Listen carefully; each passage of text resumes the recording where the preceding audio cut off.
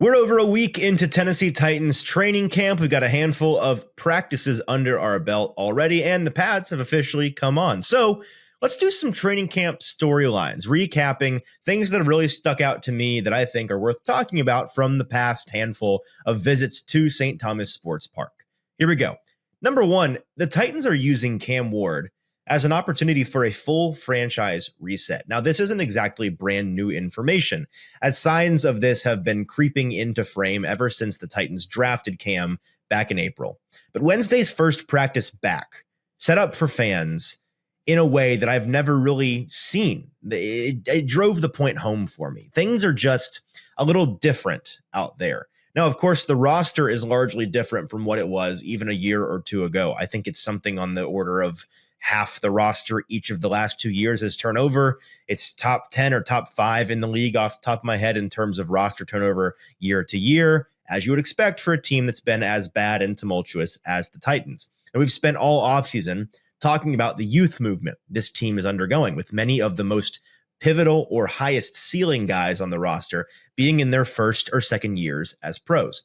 That part of this is already well underway, led by the likes of Cam Ward, Alec Ayaman at receiver, who does nothing but continue to confirm my high bar priors, Chimere Dike, who isn't far behind him, and then year 2 guys like Latham and Sweat and Brownlee. These fellas are the future of the two-tone blue. But the reset is deeper than that. This organization is clearly taking this opportunity, emboldened by Cam Ward as their catalyst, to reframe the perception of themselves and change the way that things are done. If you're part of the Tennessee faithful, you know just how many years the Titans have shaved off your life with the emotional roller coaster of sports. Or maybe the roller coaster of life is messing with your happiness or preventing you from achieving your goals. The new year is a blank space for you to write a new story. BetterHelp makes it easier to get started. They are our incredible sponsor for this video. Regardless, if you have a clinical mental health issue like depression or anxiety, or if you're just a human going through a hard time, therapy can give you the tools you need to approach your life in a very different way. That's where our sponsor, BetterHelp, comes into play. BetterHelp's mission is to make therapy more affordable and more accessible. And this is an important mission because finding a therapist can be really hard, especially when you're limited to the options in your area. Easily switch therapists anytime at no extra cost if it's not the right fit. BetterHelp's platform makes finding a therapist easier because it's online and remote. BetterHelp can match you to a professional therapist in as little as a few days. Plus, with our link, you get 10% off your first month. Start fresh any day of the year with BetterHelp. Click the link in the description or go to betterhelp.com/ATOZ sports and get 10% off your first month of therapy with BetterHelp. You see it in the small things around the facility, like the emphasis on the light blue in their color scheme, both in making it their new primary jersey color, as well as utilizing it across all forward-facing elements of the team, like in posters and signage. The way that the facility looks, the color of the video board background at press conferences. But then you arrive for practice with the whole place tricked out for fans. And the point is even further hammered home. The Titans are working hard to be seen differently by their patrons, from a big signage rig out front to welcome fans to the grounds, to free ice cream from a food truck, to a portable LCD video board replaying practice plays in real time. There were little things like this set up all over the facility that enhanced the fan experience in a way that the old way, which was essentially setting up ropes, saying, "Come on in, please no filming," never attempted to do. Next is Dinard Wilson, Titans DC, and his difficult defensive scheme. How is that for alliteration? I think Dinard Wilson is a very good defensive coordinator. Now, the performance of his unit last year doesn't exactly bear that out, especially how they played down the stretch. But I think within the context of the pieces he was working with and the positions he was put in, we saw the makings of somebody who absolutely knows how to run a defense if you give him workable tools. Now, I can't say that the Titans have exactly done that this offseason. The edge, linebacker, and cornerback rooms all have some serious questions that we're in the middle of trying to answer right now. But at Tuesday's padded practice, and really all throughout the beginning of training camp so far, the strength of Wilson's scheme has been on display.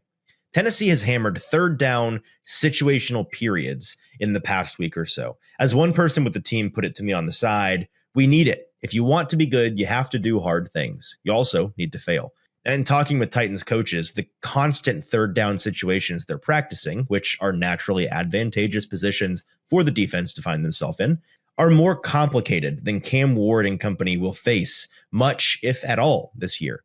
Outside of Todd Bowles, who Dinard Wilson cut his teeth under, there's an internal belief that just about nobody in the NFL is doing it like Dinard Wilson's doing it right now with the exotic blitz looks.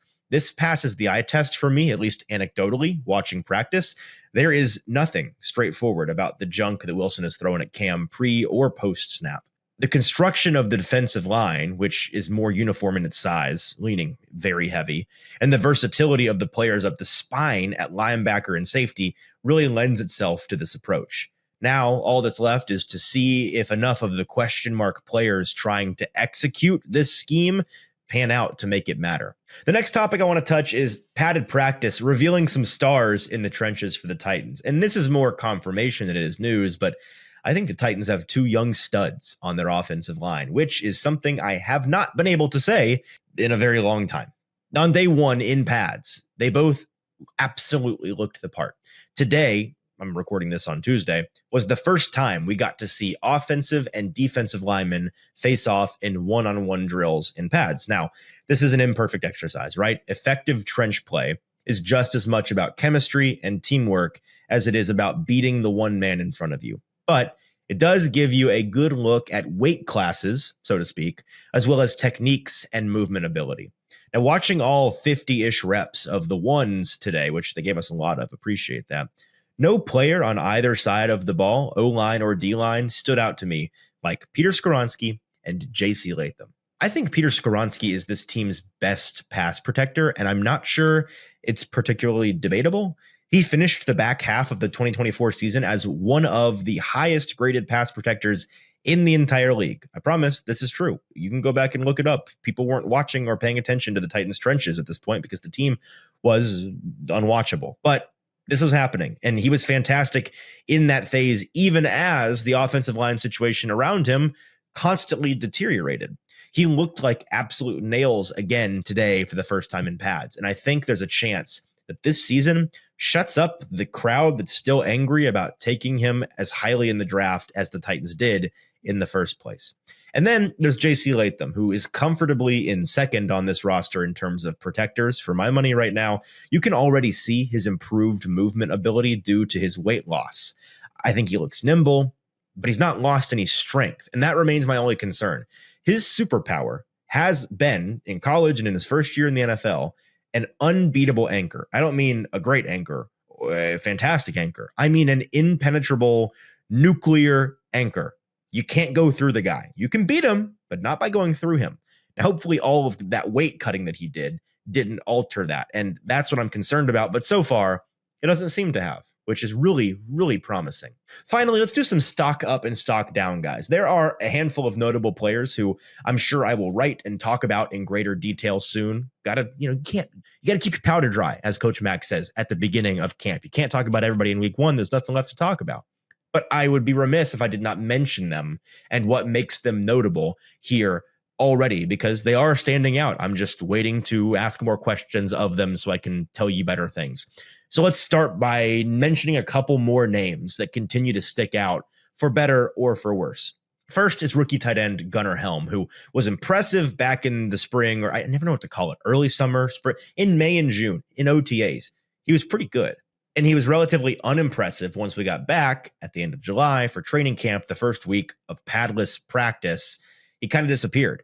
But then once the pads came on today, he came back to life in a undeniable way. He had a very impressive day, not just as a receiver, but in all phases of the tight end game. I thought that it was a really nice day for him. And if he looks like that when they're playing actual football with the pads on, that'll play. Let's see if he can keep it up. On the exact opposite side of that coin, there was some narrative momentum for rookie edge second-round pick Femi Oladejo. In the building last week, head coach Brian Callahan spoke at the podium on Saturday at the stadium practice about Oladejo being further along than they had anticipated at this point. But in his first padded practice, the raw rusher showed his greenness in one-on-ones. It wasn't even that he didn't have a diverse set of skills. It's that he looked like he hardly even had a first move. So that skill set needs to continue to sharpen and diversify, and I trust that it will. I just think it's going to take some time. And finally, at linebacker, alongside Cody Barton, who is a lock linebacker starter, linebacker one, by the way, he in his own right has been really fantastic so far. But alongside him, the position we aren't quite sure about yet, but maybe we should be, it's been the James Williams show. The year 2 draft pick from last year's draft class, very tall, former safety. He's been pretty much the guy so far in training camp, and I'm getting close to flat out expecting him to be the Titans starter in that role. All right, that's enough for now. More training camp to come. For A to Z Sports, I'm Easton Freeze.